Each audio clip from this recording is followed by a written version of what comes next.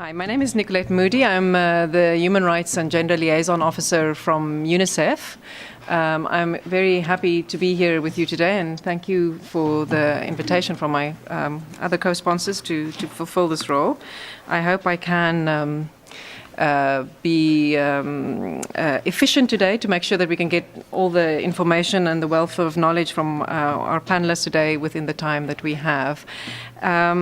I think this is a particularly opportune time to have called this side event, as this year we're celebrating the 25th anniversary of the Convention on the Rights of the Child. And so it's a good time to look back a little bit at what progress we've made for children's rights over the past 25 years. We're also well into the second cycle of the Universal Periodic Review now. So another reason to look a little bit about the synergies between these two worlds, the Universal Periodic Review and the child rights world, and the Convention on the Rights of the Child more specifically. In 2009, the resolution on the rights of the child of the Council called on states to pay specific attention to children's rights during the Universal Periodic Review.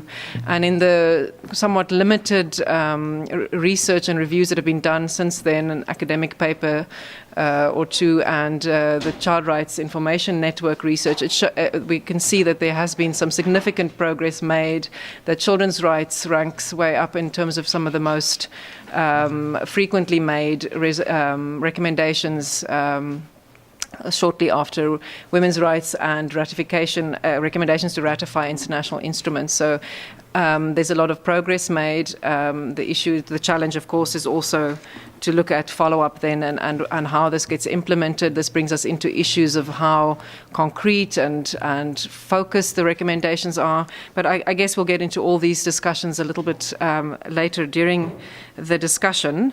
I will introduce you the speakers starting on the left. We have Jennifer Philpott-Nissen, and I'll give you more detailed introductions later on, of World Vision International. Lisa Myers, the Director of Child Rights Connect.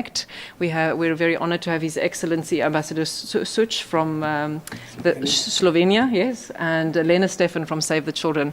More detail about them later. But before we hand over to them, we will be hearing from children themselves since I couldn't be here in person, through a video. And at this moment, I'll also mention that the event today is being recorded, and hopefully some of the children who we will be listening to now will also be listening to us in the future and hearing what we have to say in that way. So just so that you're aware that there is a recording of today's events for when you do speak later on. Okay, so I am not the technical person here. I will leave it over to Diara to tell me when we're ready to go.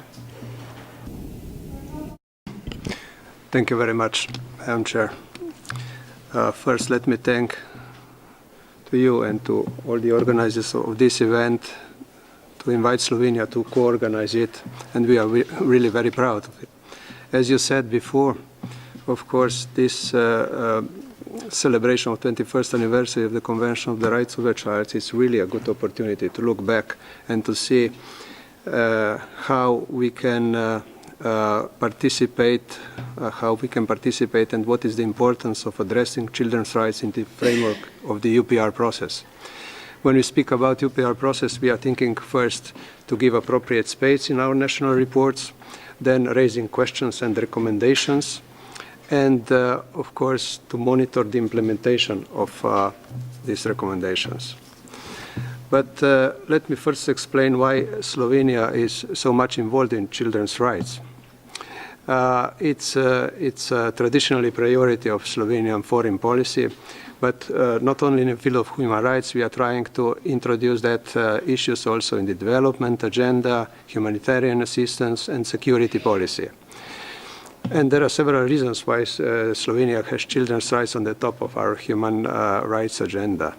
One of them is certainly when Slovenia got independence at the early 90s. At that time, Convention on the Rights of the Child entered into force, and it has a strong impact when we created our own legislation at that time, and our constitution as well. There is an article in constitution which is completely devoted to child's rights. And then second reason why we put so much attention to their children's rights is certainly the fact that in early 90s there was a war raging on in Balkan area, and we had a considerable plight of refugees to Slovenia, about 70,000 at that time, and among them there were almost half of them were children.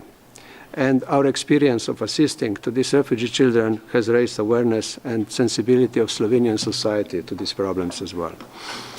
But let me go back to the UPR. And as you may have noted, Slovenia is among active participants in the Universal Periodic Review. Right now we have sitting upstairs reviewing Costa Rica, is that so? And we think that UPR is really a crucial mechanism, a crucial tool in the protection and promotion of human rights. And we keep our policy of recommendations to all countries which do participate in the UPR review.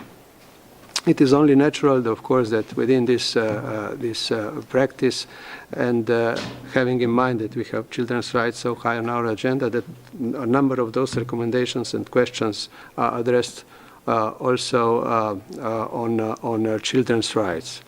And we would try, with forming our questions and recommendations, we are trying to encompass efforts made by the country under review, and then highlight the observations of the United Nations, other mechanisms, as well as civil society.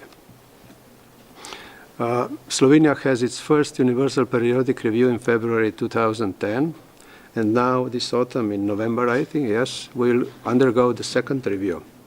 As was the case in the first review, in the first report we presented, we appropriate a large portion of our report to the children's rights. And we'll do it also in the second cycle.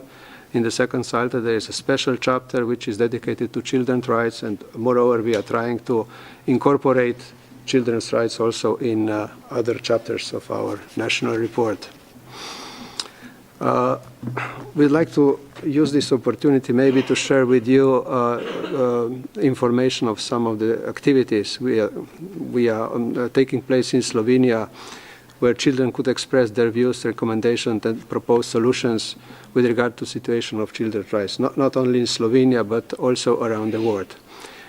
We consider that these activities could represent a good practice and source to help in preparation of our national reports and our statements at UPR. We have seen something similar on this movie right now, but let me share with you Slovenian experience.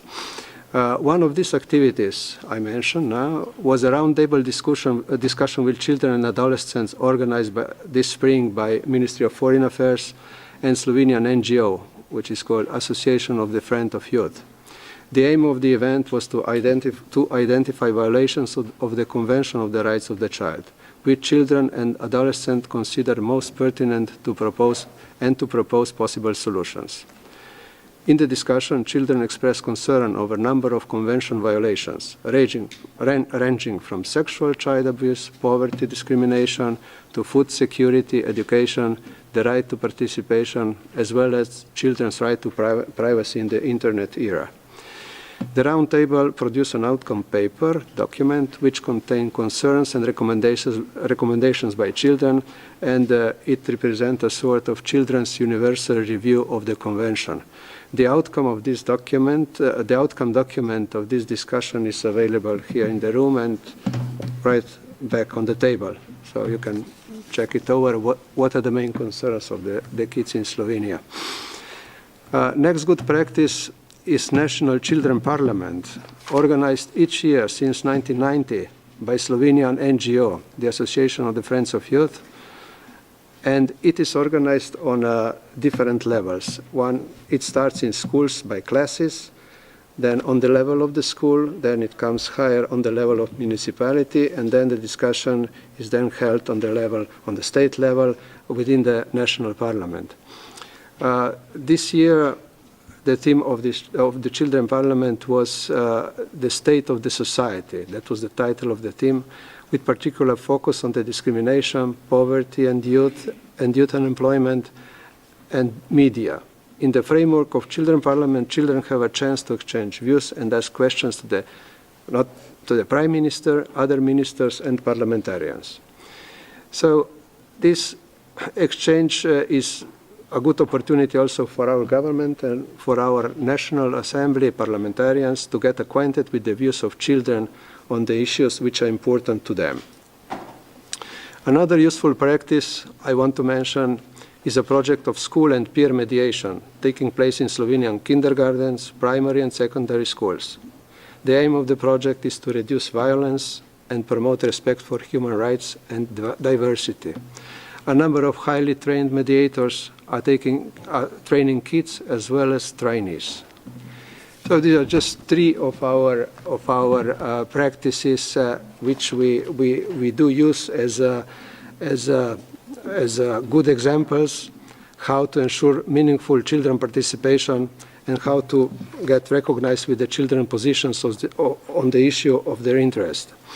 We think that they provide a very good platform for administration when we elaborate our preparations for the UPR. This is really a wonderful tool, we think, the whole UPR, that through this conversation between children and state authorities, that we get a base that we can work on when we prepare our national reports, and of course when we prepare our recommendations and our questions for the UPR. So let us work together, I would say, at the end, to make UPR a formidable tool for advancement and promotion of rights of the children. This is, as I say, a few of our practices. We are willing, of course, to share it with other participants of this seminar. And at the end, I would like to thank you very much to all NGOs who have helped to organize this event today. And I'm sure that in cooperation with them, we'll be more successful in the future on our UPR presentations. Thank you. Thank you very much, Your Excellency, for sharing with us your good practices at home. It's good to know that the interaction that you have at the UPR level is not only, we know that Slovenia is a strong advocate for children in the recommendations they make to other countries. It's good to know that you also devote that same attention at national level and in your own report for the UPR, and I think there's a lot to learn from that. And we look forward to having a look at the outcome document that you said is available in the room, together with a collection of case studies prepared by Save the Children, which you will be hearing more now from our next speaker, Lena Stefan, who is sitting next to the ambassador here. And Lena has been working with, this is the director of Save the Children's Global Initiative for Child Rights Governance, which is a project that Save the Children started in 2010. It's produced a number of research studies, etc., one of which we will hear about today. Lena has worked with rights-based development issues for the past 18 years, starting her career as a researcher in the Ministry of Education in Tanzania, and then as a consultant in the Danish Ministry of Employment, and for the last 11 years as a child rights specialist for Save the Children Denmark. I'm going to leave it at that, with a quite impressive CV, and hand over to Lena to tell us more about these case studies that they've learned. In particular, I'm going to ask Lena what you've learned from these case studies. Is the UPR really making a difference for children? Thank you very much. And let me start by thanking the permanent mission of Slovenia and Portugal and Uruguay, and also our colleagues from Save the Children and partners for co-hosting this event. In Save the Children, we have had this initiative, as Nicole was saying, since 2010, called Child Rights Governance. So we are mainly focusing on supporting children and civil society to monitor child rights at country level, and using all the global and regional mechanisms for accountability for child rights and human rights to do so. We're also working on establishing and supporting civil society to make sure that there are systems and mechanisms in place to support the realization of children's rights, also referred to as the general measures of implementation. And we work on children's citizenship rights and also on economic governance to the extent that it influences realization of children's rights. And finally, we work with the different key actors in the child rights arena who could influence realization of children's rights. And we try to build capacity, but also to ensure there's quality interaction among these key actors. So that's about the initiative. To your question, I would say that Save the Children has a long history of working on monitoring children's rights and using accountability mechanisms. And when the UPR came up, of course, we saw that as another opportunity to also trying to get children's rights up the political agenda. And in the first cycle, we supported civil society and children to submit 31 reports to the UPR. And already in this second cycle, we have surpassed that number. So it's really something we have picked up on. We believe that it is really getting traction with the child rights coalitions, and especially in this second cycle. A lot of child rights coalitions are engaging in the UPR because they believe it is another tool, you could say, or another way to try to push children's rights into the political agenda. And if we look at how many of the key concerns and recommendations that Save the Children and partners have been wanting to get into the reports, approximately 50% of our key concerns have been reflected in the outcome documents in the first cycle, and already in 2013 this number had increased to 70%. So it is a powerful tool to raise child rights concerns as part of a human rights debate. If we look at some of the lessons learned, we can see from the case studies that we have collected that what is really helpful and what helps getting good recommendations into the outcome documents is when we do advocacy at the national level.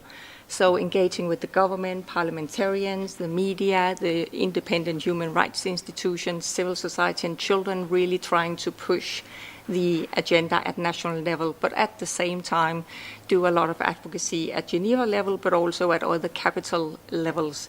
So it's a question about giving the same messages at the different levels, and it seems to be more successful when we can work at that different levels at the same time with the same messages. Another thing that has worked out well is when we link the UPR into already ongoing advocacy at the national level. So if the Child Rights Coalitions have been pushing for amendment of a law or a Child Act for years, the UPR seems to be a good opportunity to really raise and mobilize discussion and debate around this. So when it can tap into an already identified advocacy agenda at national level, it works well. Finally, of course, reporting and getting child rights recommendations into the outcome documents is a very important first step, but it doesn't really help if we don't do a lot of follow-up and if governments are not really following up and implementing the recommendations they have accepted. So a lot of work needs to be done on the follow-up if we want to see actually positive outcomes for children. We believe that with the 8 case studies, and I hope you will have a chance to look at them, it's in English and Spanish. When we look at what we have learned, it's for sure that, of course, UPR is not the magic bullet that can suddenly, transform societies and make them realizing all children's rights overnight, but it's definitely a catalyst when it's reinforcing already ongoing advocacy. And also when you are raising the same issues using different accountability mechanisms. So if there is a UNCRC reporting and you can bring some of the same recommendations in the UPR report, it can reinforce each other. If we look at really concrete positive outcomes for children, in Pakistan, just 1 month after the UPR in 2012, they had the National Assembly to pass an Education Act on free and compulsory education for children 5 to 16 years old. Also, they approved a criminal law amendment bill that had been pending for a long time, which helped improving the systems for child protection, for instance, child sexual abuse and trafficking. In Zambia, they had been lobbying and advocating for increased health budget for a long time, and after the UPR, that actually materialized as well. In the Philippines, it was keeping the minimum criminal age at 15, where there had been a strong push to lower it to 12 years old. They managed to keep it at 15 years, also right after the UPR session. In Nepal, they managed to move forward with the Child Rights Act. And in Bangladesh, they decided to establish an ombudsperson for children. They also enacted the Child Act, and there was a decision to make a child budget for the year 2014-15. So there are examples of concrete outcomes for children due to recommendations coming out of the UPR. On the civil society cohesion, if you want me to continue on that question, we can definitely see that in many cases our colleagues have actually told us that the child rights coalitions have almost been revitalized by doing this reporting, because they come together and find out that they can actually analyze and agree on these few key issues that they want to push forward. And I think also in many cases we have the experience that we start finding new allies. So we reach out to not the usual suspect child rights organizations only, but also to other agencies. So for instance, in Peru, they worked with the women rights organizations that they had never done before, and could agree with the women rights organizations to push for certain areas of child rights concerns. In Korea, they worked a lot with the local embassies, and actually after this formed an inter-embassy coordination group that is now meeting regularly with the civil society coalitions. Also, the media has played a big role, and in other countries, of course, the government and parliamentarians, donors can increasingly play a big role in this, so especially on the follow-up, if you can get donors to raise some of the concerns or some of the recommendations from the outcome documents in their bilateral dialogues, this is really helpful. So we had a lot of experiences of actually broadening and working with a range of actors that we might not have worked so much with before. And in Pakistan, Philippines, and also Nepal, actually the Independent Human Rights Commission played a crucial role in the follow-up. And in some cases, we have been invited to a tripartite coordination group with government, Independent Human Rights Commission, and civil society at the table to actually plan and follow up on the UPR outcome documents and recommendations. And of course that helps to have a strong voice. So I would say that as civil society we have gained more access to decision makers. In many cases we are seen as a credible actor that is invited to take part in decisions and how to follow up, and also in monitoring how to follow up. So in the Philippines, for instance, they are developing indicators for how to monitor if recommendations are actually implemented.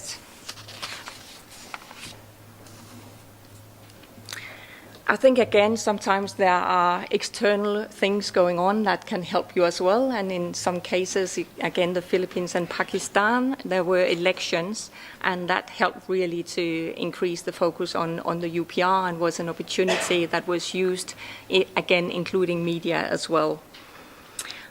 Very importantly, I think, for Save the Children, which in some countries are working as an INGO, in other countries a national NGO, and therefore part of national civil society, we need to be very clear on our role in this. It's very important to ensure ownership at the national level, so it's not an INGO taking the scene or taking over the agenda from national civil society. So it's extremely important to work with children and our partners and be a big, if you are the INGO, a big in the back seat and leave the space for national civil society, independent human rights commissions and government to lead and own this process. Challenges, if I have a few more minutes, I would say children's voices. Now we saw the film and it was really nice to hear from our colleague from Slovenia that it is possible to involve children in the UPR. I have to be honest and say that in Save the Children we haven't been that good at it as yet, but this is definitely something we want to focus on.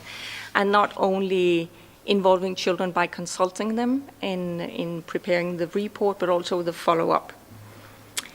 Another challenge is that it seems like some child rights concerns are more easily included than others. So quite systematically education issues are raised, whereas protection issues, especially if it's violence against children or corporal punishment, or children's civil and political rights, or issues around mobilizing and spending resources for implementing children's rights or governance that relates to children are rarely mentioned in the UPR, and it could be really an opportunity to do that because you could address many child rights issues at the same time by doing that. Also, child rights is sometimes seen as a separate topic or seen as if we just look at human rights, we will ensure child rights as well. And children have, of course, all the human rights, but they also have specific rights, so they need to be a special focus on that, while also, of course, looking at all other recommendations through a child lens. And again, I was happy to hear from our colleague from Slovenia that you're actually dedicating a chapter to child rights, but you're also looking at what the other recommendations mean for children. So we need really to do that. And then finally, again, I think make the recommendation specific so it's possible to follow up and it's possible to develop indicators so we can monitor and follow up, and then really keep the momentum going so we don't peak when we have supported and delivered the report, but actually after the report and the recommendations is where the real work starts, and we need to keep that momentum and keep that engagement with all the actors and really push for the follow-up and holding each other to account for that. Thank you very much, Lena. I'm sure there will be some questions from the floor.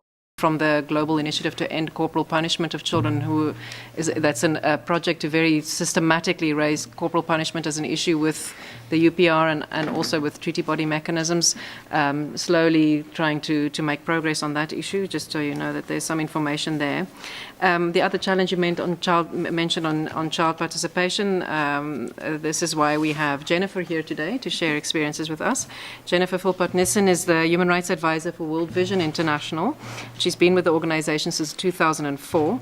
One aspect of her role is to facilitate the engagement of World Vision officers around the world with seeking to use the human rights mechanisms for child rights issues, particularly the Committee on the Rights of the Child and the Universal Periodic Review. In recent years, this work has increasingly focused on the participation of children to engage at the international level as their own advocates for change, an area of work for which she has a particular passion, which she will share with us now. Jennifer, your turn.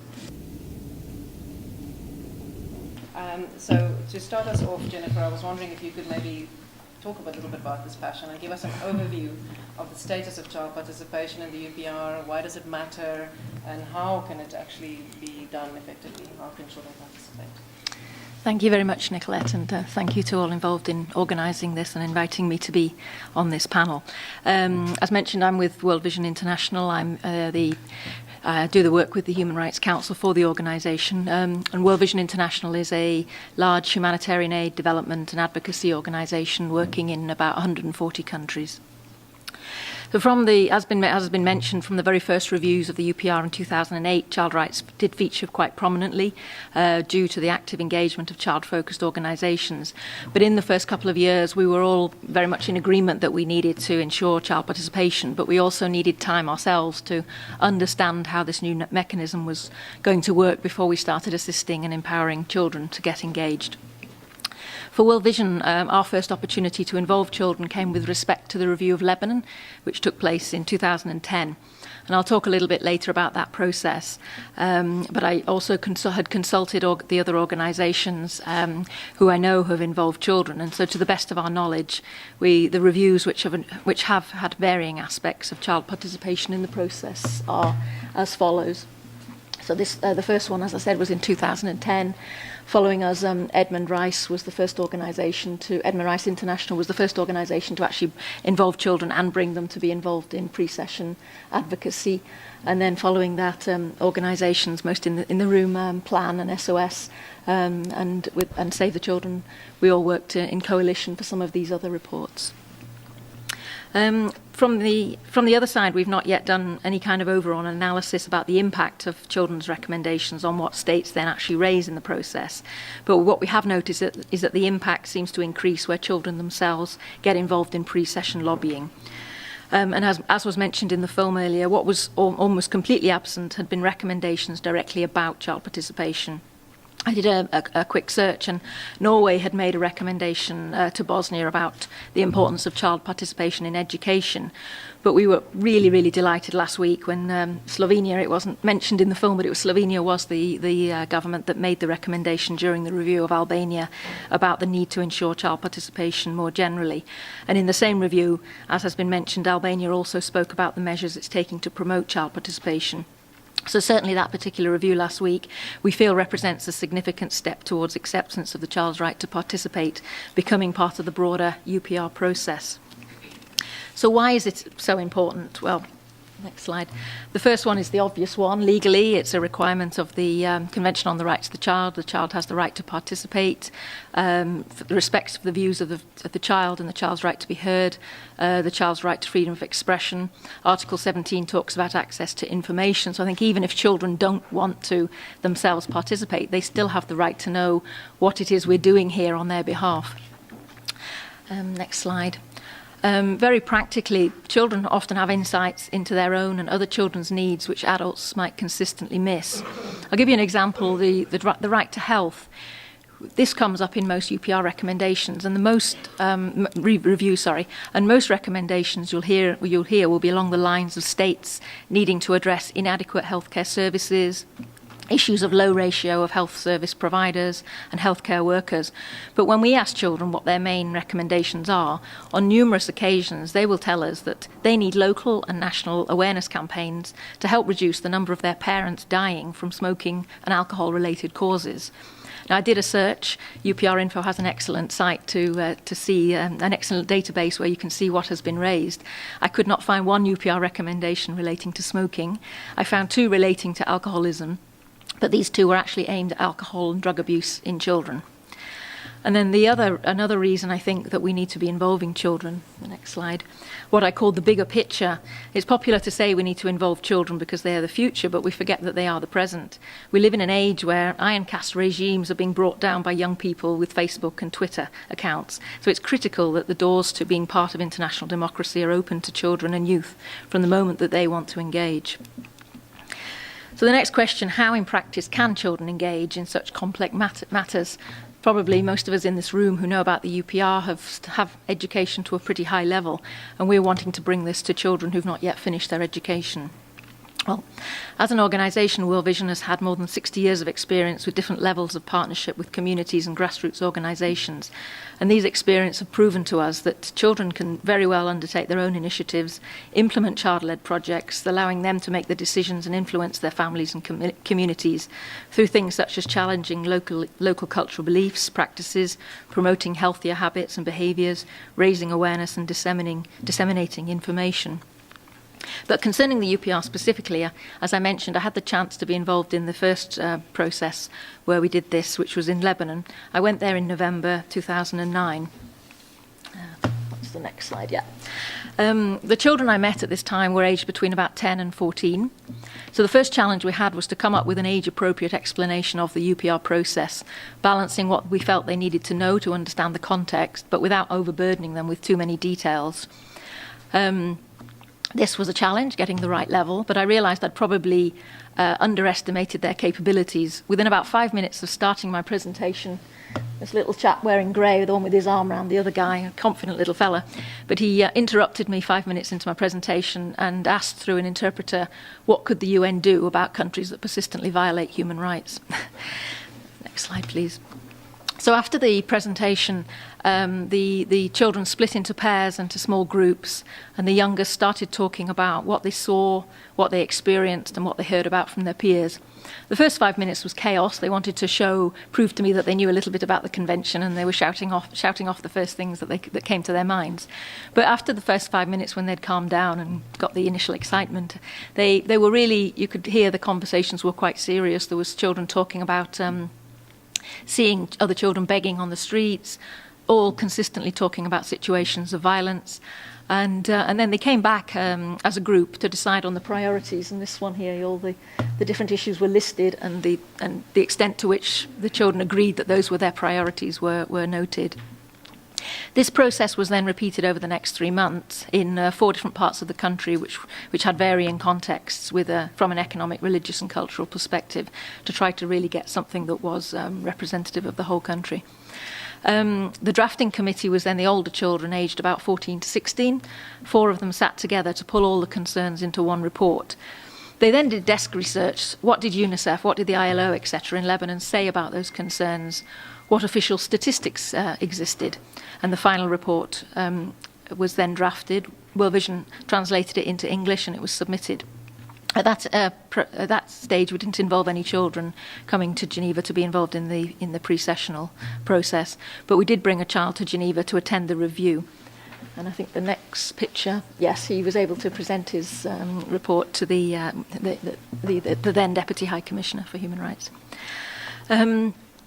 So the outcomes of this, well, all the recommendations that the children made were raised, and all but one was accepted, and the children have done follow-up activities within the country to continue to raise awareness of the issues. And we'll have a better idea of the exact status of the implementation when they start their work on their second report, which is due next year. But the other impacts that we did see, the working relationship with the government grew stronger, and the government actually even encouraged us to make sure that the upcoming CRC review would have a child-led alternative report. Before that hadn't been something that had been really something that they would have encouraged. The children who'd actually been involved then shared their experiences with other organisations in Lebanon and encouraged other children to get involved in advocacy. And it had a similar impact on the staff who'd been involved for the first time with UN mechanisms. And we've shared our learnings from this experience broadly, internally and externally to World Vision. And many of our own offices are seeking increasingly to engage children in this way. Thank you very much, Jennifer. I just wanted to do a quick follow-up for you. This example from Lebanon is a really interesting one to see how you can make something that's pretty obscure and esoteric very understandable. I would maybe benefit from such a workshop myself. But, how can we, and as the UN, as governments, support children, make it more accessible and really make child participation in this process happen from your experience, which seems pretty significant? Well, I think the first thing is we need to continue to address negative attitudes. Although it's growing, the culture of child participation around the world and in Geneva is still very weak. And when the first children did come to do pre-sessional meetings, there were some quite negative comments about their involvement. And I think we've come a long way from there, but we still have many people we need to convince that children are just as capable as we are. Of being, or better, more capable to be their own advocates. We also need to continually to work to avoid tokenism. 15 years ago, the word jet-set child labourers was coined because there was a few articulate children who had experienced repeated hardship, but then they were then flown all over the world to tell their stories at high-level events.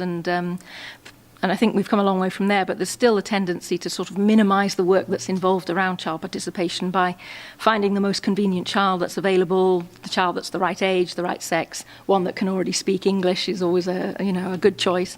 And where travel is involved, that it's easy to find one that already has a passport, which again means that the few children get to do all the travelling. So it is more work, but we have to invest in this way. And then finally, I think when planning civil society consultations for the national reports, just really urge governments to ensure that children, through child-focused organisations, are invited to be part, and their participation is facilitated. We need child-friendly materials, we need child-friendly public information, which is translated into local languages. And so my final plea is just please give children space to be heard, listen to what they're saying, and most importantly, please then do act upon the inputs that they provide. Thank you. Thank you very much, Jennifer, for that. And I'm sure you'll also get some discussion from the floor on that very important issue. I want to turn now to Lisa Myers, who's the director of Child Rights Connect. This is a group that you all might know as formerly being the NGO group for the CRC. It's a leading network of child rights NGOs founded in 1983 to influence the drafting of the Convention on the Rights of the Child. Lisa has worked for Child Rights Connect since 2005, and she's been running it since 2007. Her activities focus on advocating and capacity building for child rights through the UN human rights system, especially the Committee on the Rights of the Child and the Human Rights Council. I will turn over to Lisa now to talk to us a little bit about the complementarity between the UPR and the UN CRC reporting process. And particularly, maybe we can start off, Lisa, if you can talk to us a little bit about what the UPR adds to, but can also learn from the CRC reporting process. Thank you, Nicolette. One thing that was mentioned earlier is the volume of recommendations that have been made on child rights since UPR began. And that makes it very clear that UPR is undoubtedly a useful process for raising child rights issues. One of the big advantages of the UPR is from its structural perspective. One of the things that treaty bodies don't have is a fixed calendar. And this obviously provides the regularity, predictability of reporting, and also prevents the backlog of reporting, which for the CRC is a very big problem at the moment. By having states engaging on a regular basis with the UN, it really gives a window of opportunity to advocate for change. The predictability is useful not only for the state being reviewed, for all the other states, but also for any other actors such as NGOs, UN agencies, and children, of course, who want to take part in the process.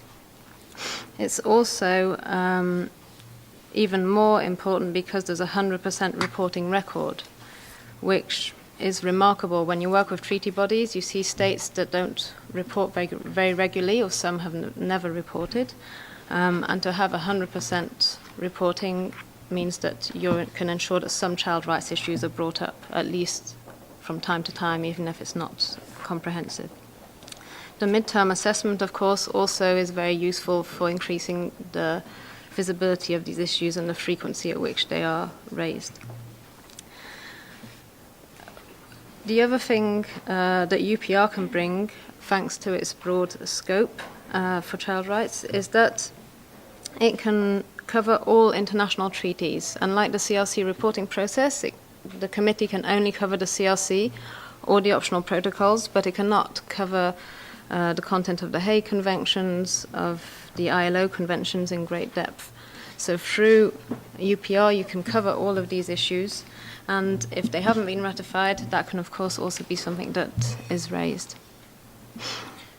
Finally, for UPR, the political commitment which accepted recommendations enjoy are also much more likely to be implemented before the next review. And when we look at the CRC reporting mechanism, there is no acceptance of the recommendations, but then you come back and you see that each time there's a reporting cycle, there are quite a few recommendations that are getting repeated. But of course, from a content perspective, the CRC reporting process does provide the expert in-depth review of all child rights obligations, and it is free from all political consideration, which is not the case of UPR, of course.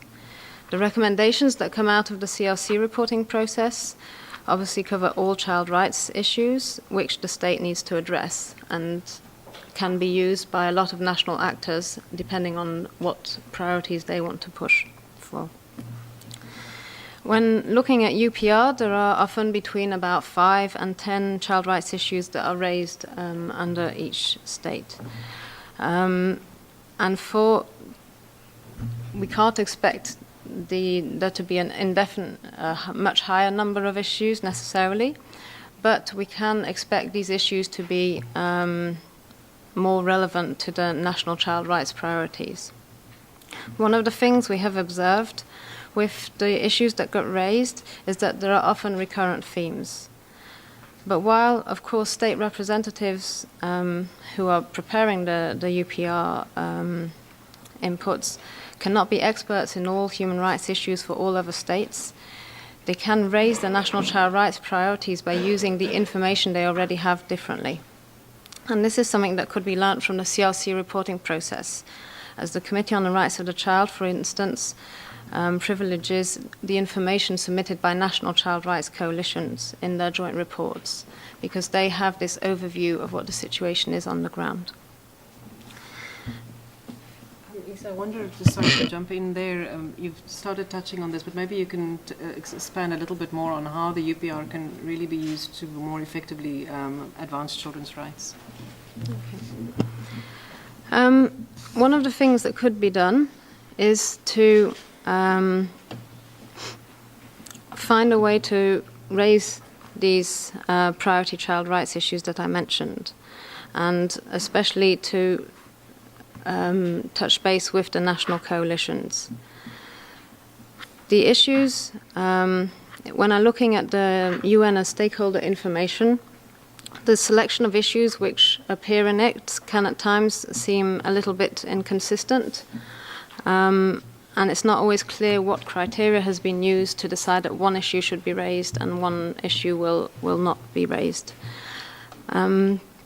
This is also the case during the UPR pre-session.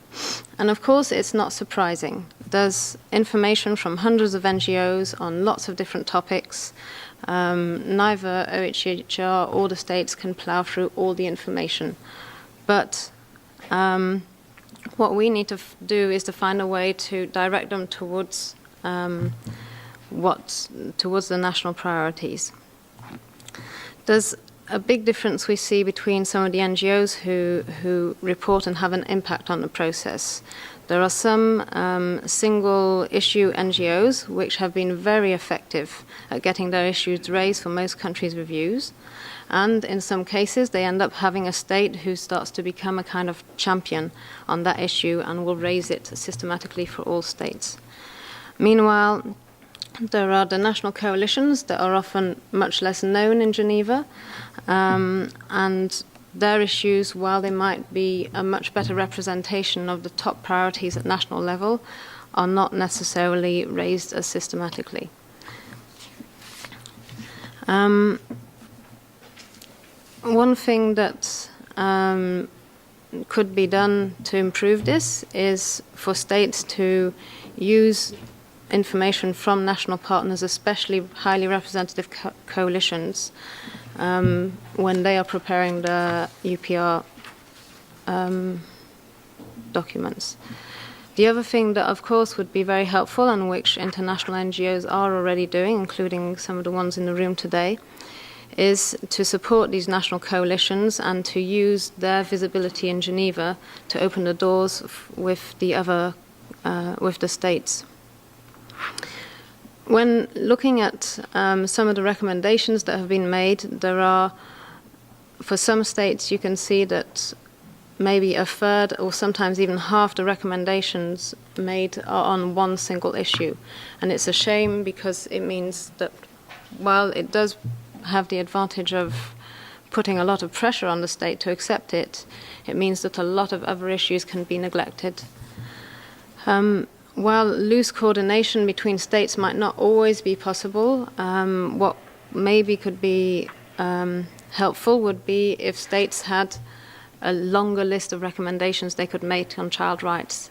And so if they hear the top 3 recommendations being made during the review, then they decide to put those aside and to focus on the next 3. So that would maybe increase the number of themes that are covered during the review. So basically, the process CIS are complementary in some, so there's good reason to be positive and optimistic about what they can bring. And we are seeing with the second round that national coalitions are getting more involved and they are receiving more support. But for them to become more mutually reinforcing, we need to continue opening the doors for these national child rights coalitions and continue making sure that the national priorities are raised systematically for the UPR.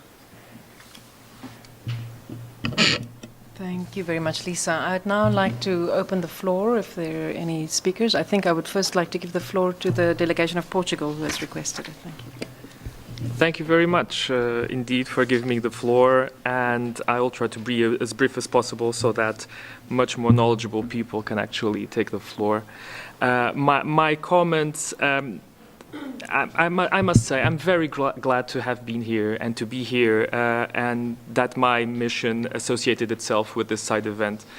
Not only because it's such a priority for us, children's rights, but also because I have to speak selfishly. It proved extremely useful for myself in a bit of an eye-opening dimension.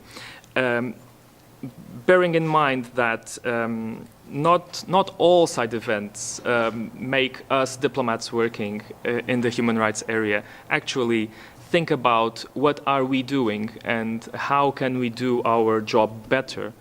I think that a side event having a subject as this one is particularly laudable, and bearing in mind that the UPR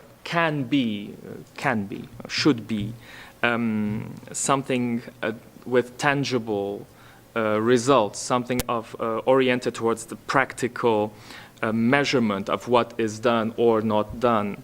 I think that coming from Portugal's experience with already 2 sessions of the UPR, the latest past Wednesday, I think that I can speak briefly, I hope, on my own country's experience on this matter. I took with enormous interest Ambassador's comments and then others on UPR as a tool for internal transformation, which was something that it hadn't occurred to me, I confess, seeing how children and took part and could have given their inputs into the national UPR report and activity overall. I found that particularly enriching. I wonder if that aspect of the work can be actually almost as useful as having all the other states telling you or offering you recommendations, when we know, and again I speak from national experience, so much is still to be done about awareness of children's rights and of children's role in an open democratic society. I would also bring to the table, but you have already done it, the interaction with treaty bodies. Again, Portugal underwent the CRC revision in January. We were on CAT in November. That played a big deal in our preparation for the UPR now. There were obvious differences because evidently the UPR is not a committee, and vice versa. Of course, those were the distances or the differences were maintained, but that was also very interesting. I think that treaty bodies and again, the practicality of treaty bodies can play a huge role for states offering recommendations and for the state under review to interpret those recommendations as well. I think that's interesting in that sense. Very disturbing in a way that violence against children is seldom or not as referred to as it could be. As you all know, and I keep telling everybody, I'm a very proud countryman of Marta Santos Pais, the special representative for violence against children. And this is a concern she herself expressed when we were talking to her. Apparently, data on this issue, which is vast, obviously, and it cannot be put into a nutshell, is not as available and workable as it could. And again, if we think about tangibility and measurability of results, this could be important. To close, while I was researching and preparing for this side event, I noticed that already 4 of the 8 Portuguese-speaking countries have constitutional legislation, or they have in their constitutions provisions against child violence against children. Portugal is not among them, probably because our constitution is much older, I suppose. I hope that perhaps one day our constitutional legislatures can think about that matter. Finally, on follow-up, I wonder, and this is a question for you and a question for everybody, I wonder if political leadership of delegations may play a role on better following up recommendations. And I'm just saying because politicians tend to like to be associated with results.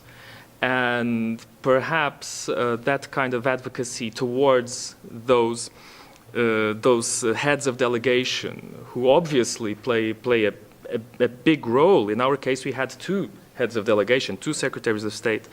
I wonder how that can be brought to your activity. Well, we are diplomats, so to your activity in advocacy. Thank you very much. Thank you. Thank you very much. Urška from the European Union, I think you've requested the floor.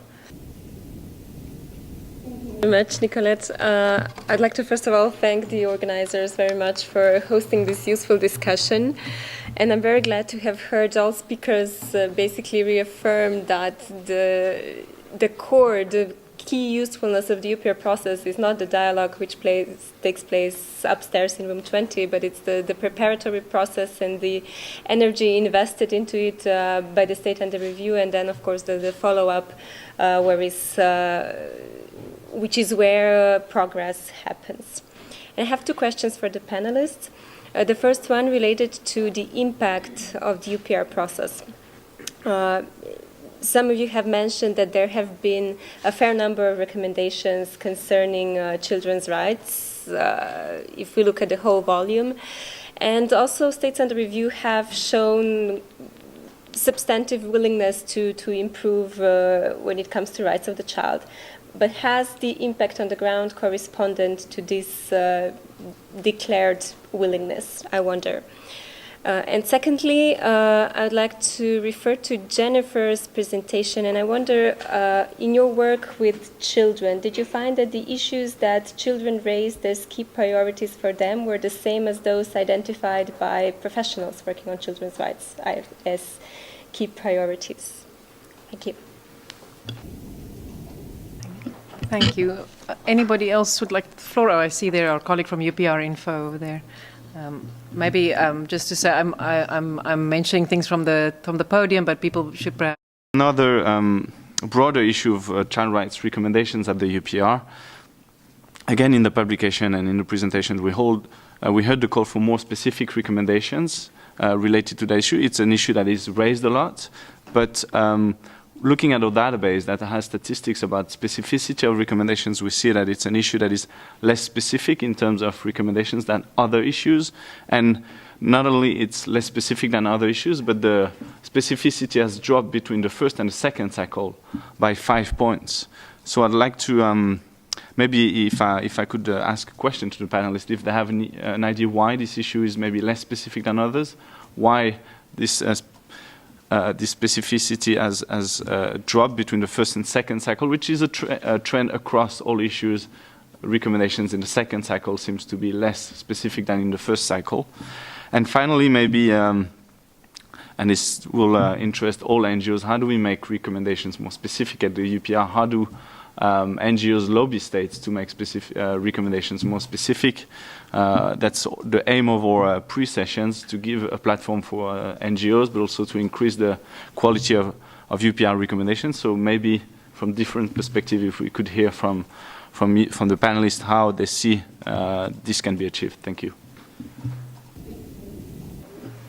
Thank you very much, Roland. We have Veronica from Plan International, I see, has requested the floor.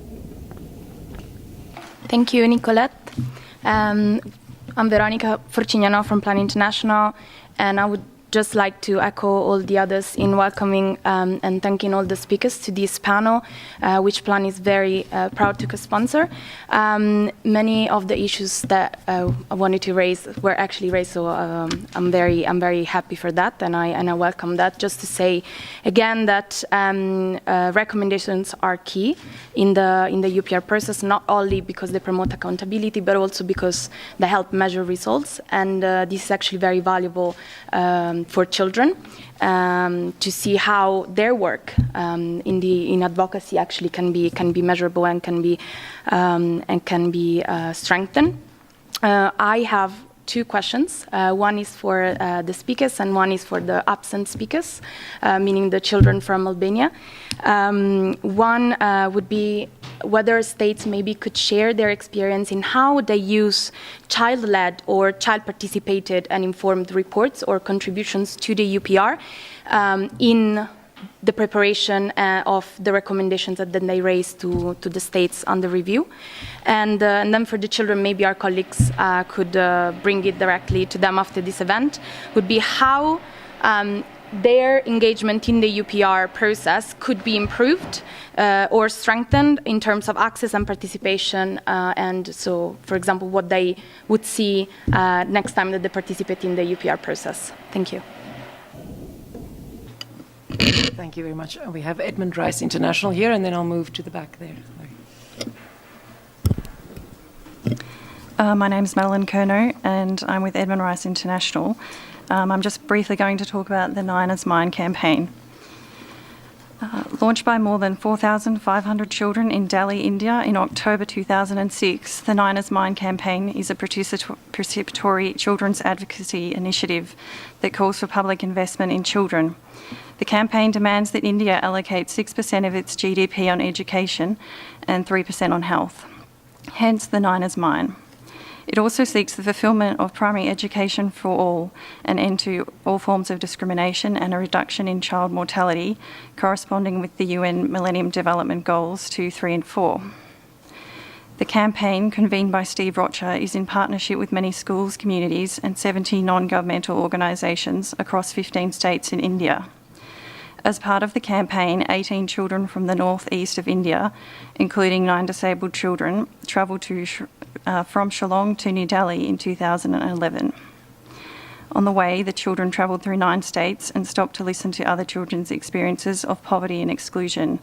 They spoke with children from religious minority groups, disabled children, rescued child labourers from coal mines, scheduled caste children, and those who were living in vulnerable urban or rural conditions such as slums. As a result, the 18 child rights activists between the ages of 12 to 16 used these testimonies to compile a report for a submission to the United Nations used for the UPR of India in May 2012. 4 children came to Geneva to lobby themselves, representing the various voices of India. This included an Indigenous deaf girl from Shillong and her interpreter, so her sign language could be vocalised, a young scheduled caste boy and a young Brahmin man from a wealthy family. They lobbied permanent missions and addressed a pre-session gathering of 150 permanent missions and NGO representatives organised by UPR Info. Their young voices and message were well received. The Indian government accepted the recommendation from Senegal that it would redouble its efforts in the field of education and health. Nine is Mine has developed a children's manifesto and has gathered 200,000 signatures for a petition to ensure that the Indian government keeps its promise to invest in public health and education, which they hope will influence political parties' policies in the current 2014 general elections. The Nine is Mine campaign has engaged over 100,000 children and 40 groups of children across India. It has provided children with a platform in which they can engage collaboratively, voice their personal concerns and speak out for the greater recognition of their rights and the rights of others, in the hope that they will achieve what successive Indian governments have promised to its children since 1966, 6% for education and 3% for health of national GDP. Thanks. Thank you very much. We have a hand there in the back. Thank you very much. My name is Akio. I'm working at the IPU Interparliamentary Union in Geneva, and I would like to congratulate the organizer for this event. And I think that it's very, very important to highlight the right of the child or through the UPR. I just want to inform you of our activity, because for us, the right of the child is very important. It's even a priority for the IPU. We work to get involved, the parliamentarian, in the promotion of the right of the child, and then we work with OHCH